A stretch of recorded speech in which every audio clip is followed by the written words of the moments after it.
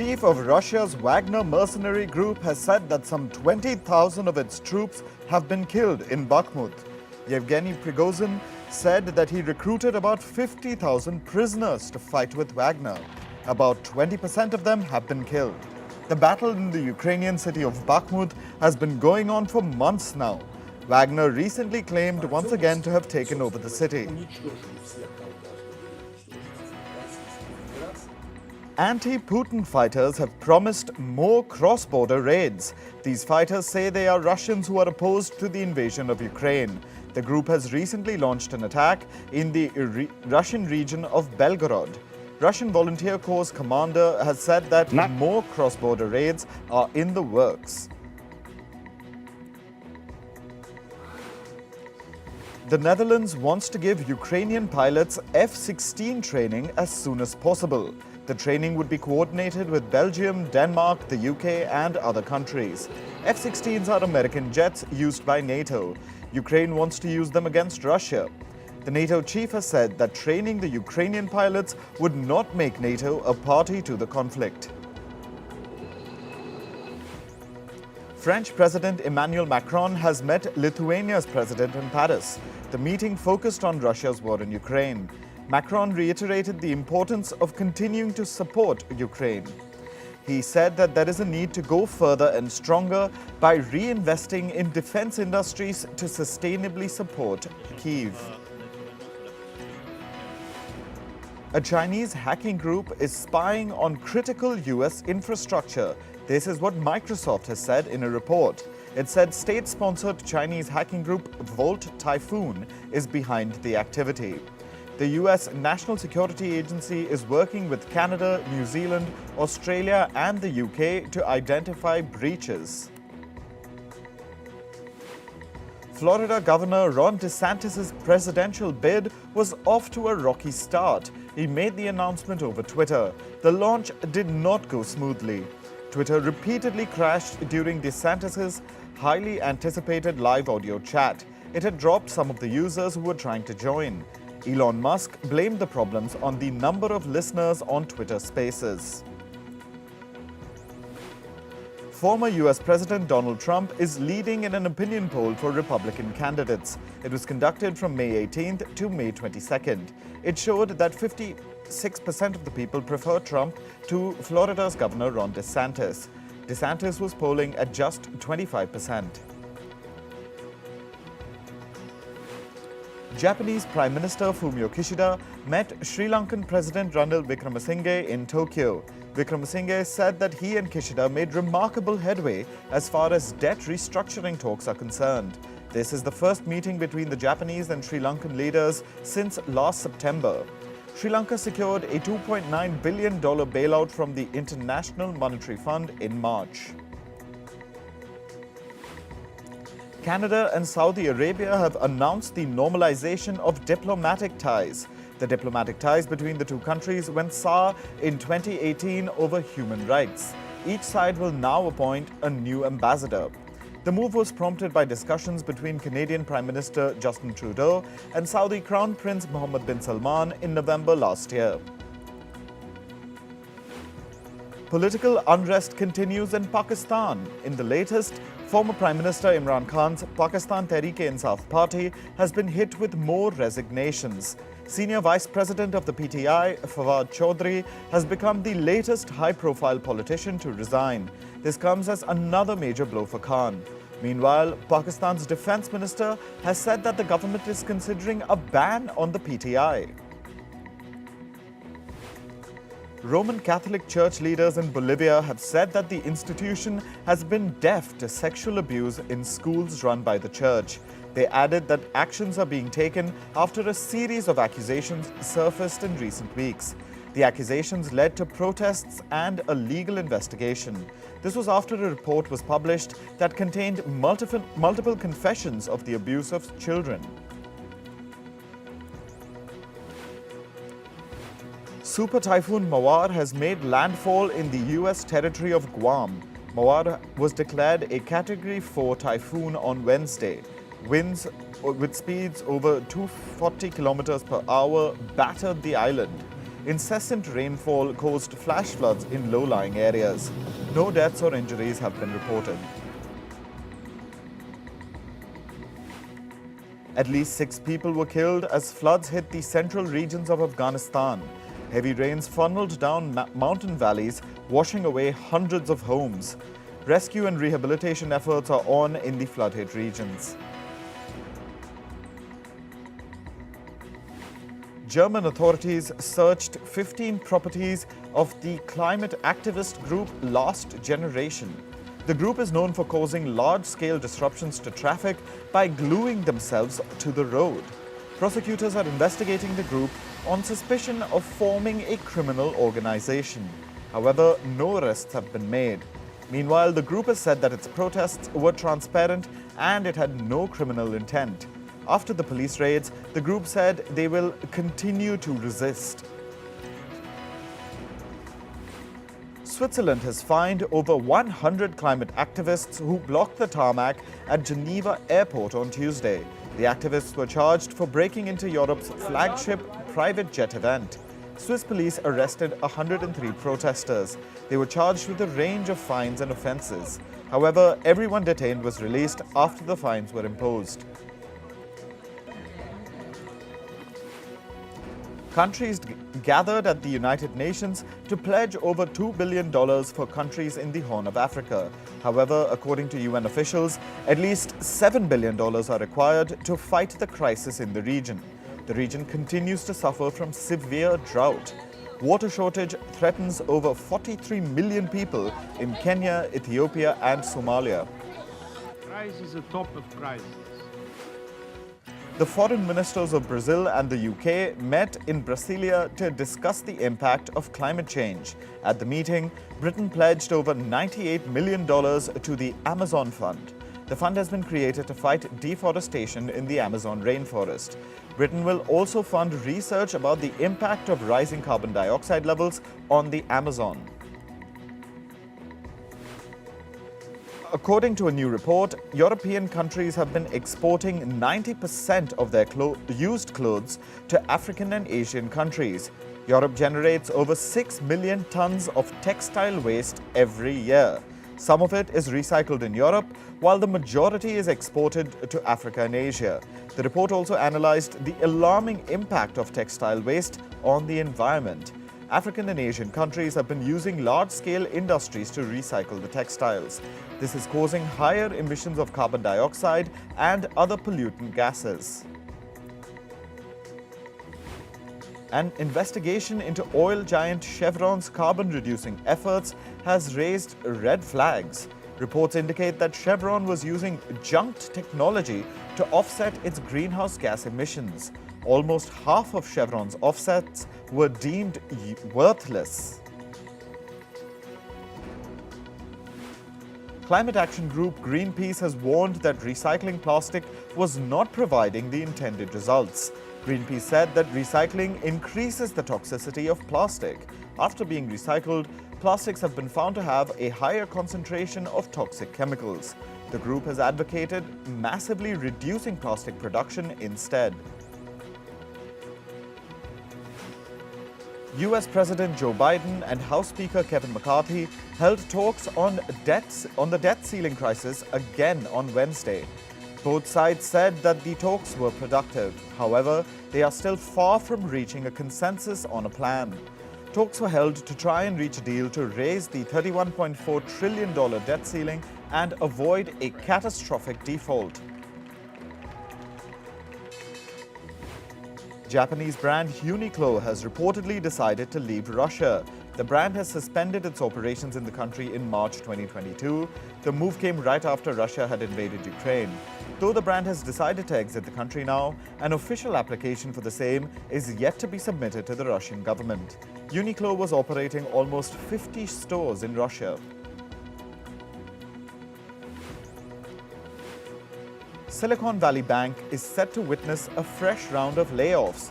First Citizens Bank, the firm that acquired SVB, has said that 3% of the workforce will be eliminated. This will affect about 500 positions. First Citizens Bank's CEO has clarified that the layoffs will only affect select corporate roles within Silicon Valley Bank.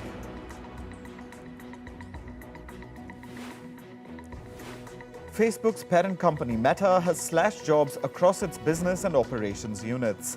This was the last of Meta's 3 rounds of layoffs. The company had announced in March that it will eliminate 10,000 roles. Dozens of people took to LinkedIn to announce that they had lost their jobs. American telecommunications company Verizon has reportedly held a meeting with its customer service employees. The company informed them about the upcoming restructuring and streamlining measures. This is likely to result in a significant number of layoffs. Over 6,000 employees were present on the call. This comes just days after the company announced an overhaul of its wireless data plans. WeWork has said that its CFO, Andre Fernandez, intends to resign on June 1st. Fernandez had taken up the role less than a year ago. His resignation will come just days after WeWork's CEO, Sandeep Mathrani, announced his exit. Chief Accounting Officer Kurt Wagner will take over as the next CFO. OpenAI CEO Sam Altman has said that the company might consider leaving Europe. This step will be taken if the company is not able to comply with the European Union's upcoming regulations on artificial intelligence. The EU is working on the first set of rules to govern AI globally.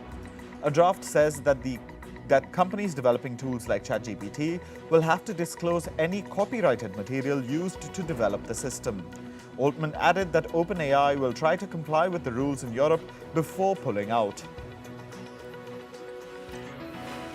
British Prime Minister Rishi Sunak and bosses of some of the top global artificial intelligence companies are set to work together.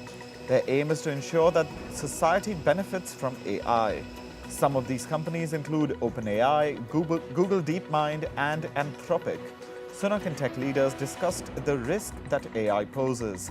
They held talks on issues including disinformation and national security. US-based artificial intelligence startup Figure has raised $70 million. The funding will be used to accelerate the development of America's first autonomous humanoid. The company has been working to develop general-purpose humanoid robots that could work in different environments. US-based news platform Semaphore has announced that it has raised $19 million in a new round of funding. Yahoo co-founder Jerry Yang is among the investors. The company's total funding has gone up to $34 million. This replaces the money Semaphore had received from Sam Bankman-Fried. Bankman-Fried is the former CEO of the bankrupt crypto exchange FTX. Now on to sports. Mumbai Indians beat Lucknow Super Giants by 81 runs on Wednesday's IPL playoff match. The match was played at Chennai's M.A. Chidambaram Stadium. Mumbai batted first and put up 182 runs on the board. Lucknow's batting order crumbled quickly. They were bowled out for just 101 runs. Mumbai's Akash Madhwal was the man of the match for his brilliant bowling.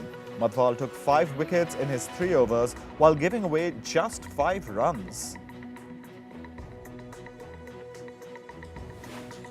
England pacer James Anderson has said that he has recovered from a groin injury.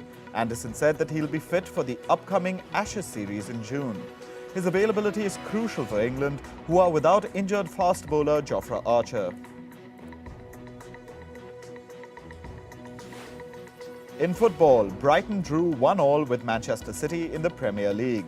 Man City took the lead in the 25th minute with a goal from Phil Foden. Hosts Brighton made a comeback as Julio Enciso scored the equaliser in the 38th minute.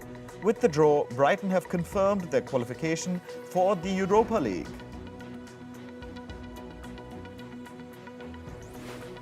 In La Liga, Real Madrid beat Rayo Vallecano 2-1.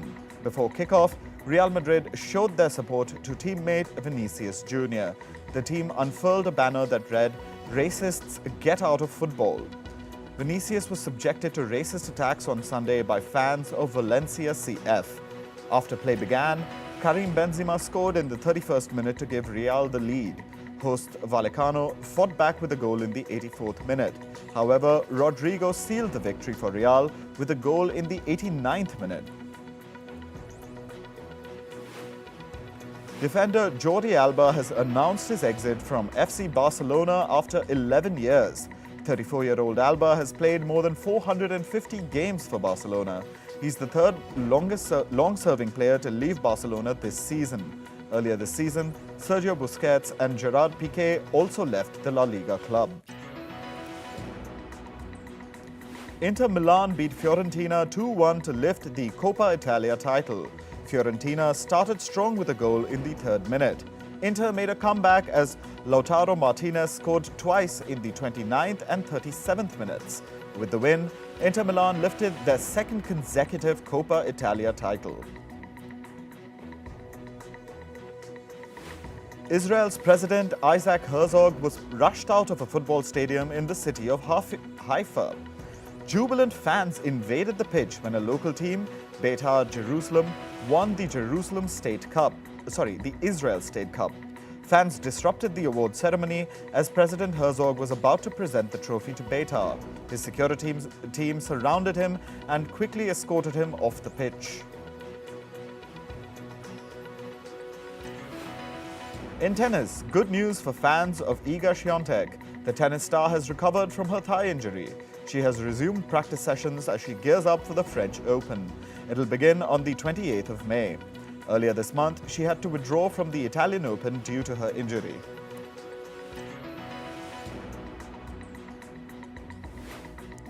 In badminton, Indian shuttler PV Sindhu has reached the quarterfinals at the Malaysia Masters. Sixth-seeded Sindhu beat her Japanese opponent 21-16, 21-11 in straight games. She's aiming to clinch her third consecutive Malaysia Masters this year.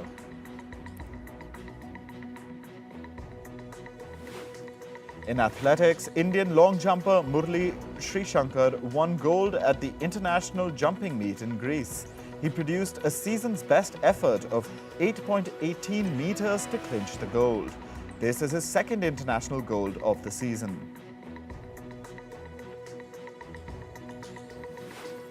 Moving on to entertainment now. Iconic singer Tina Turner has died in Switzerland after a long illness. She was 83. The singer rose to fame in the 60s and 70s with her R&B hits like Simply the Best and Proud Mary. She won 8 Grammy Awards in a career spanning 5 decades. Turner was also inducted into the Rock and Roll Hall of Fame in 2021. For her contribution to music, Turner was called the Queen of Rock and Roll. Tributes have poured in for Tina Turner from all corners. The legendary singer was known for her soulful music. Singers Mick Jagger, Elton John and Beyoncé paid their tributes to Turner. John called her a total legend on record and on stage. Meanwhile, Jagger said she was truly an enormously talented performer and singer. Former US President Barack Obama also wrote a heartfelt tribute for her. K-pop band BTS has teased a promotional poster for their annual BTS Festa. The 2023 edition of the BTS Festa is expected to be special as the band marks a decade in the music industry. The special event is scheduled for the 17th of June in Seoul. The festival was first celebrated by BTS with their fans called ARMY in 2014 on their first anniversary. K-pop singer Jungsun Wan is ready to enlist for the country's mandatory military service. He recently auditioned for a position in the Republic of Korea Army's military band. He'll begin his basic military training on the 17th of July. He'll continue the remainder of his mandatory duties in the military band. Singer Taylor Swift has announced a deluxe edition of her Midnights album. The album is titled Midnights Till Dawn. It'll feature rapper Ice Spice as a guest collaborator on the song Karma. Singer Lana Del Rey's vocals will also be heard in the song Snow on the Beach. Singer Blake Shelton has launched a production house in partnership with producer Lee Metzger. The duo will be producing shows under their banner Lucky Shoehorse Productions. Shelton and Metzer are longtime collaborators and have worked on shows like The Voice. The Malaysian film Tiger Stripes has received the Grand Jury Prize at the Cannes Critics Week. It is also up for Cannes Camera d'Or Prize for Best First Film. The film follows the journey of a 12-year-old girl who discovers a secret about her body. It marks the debut of Malaysian director Amanda Nell Ewe.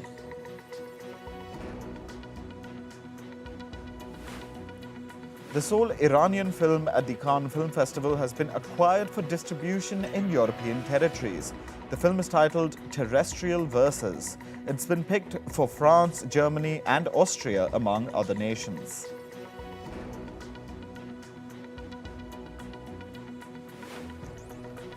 Netflix has released glimpses from Season 2 of its romantic teen drama Heartstopper.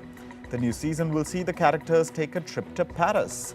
The show stars Kit Connor and Joe Locke in the lead roles. The second season will premiere on the 3rd of August.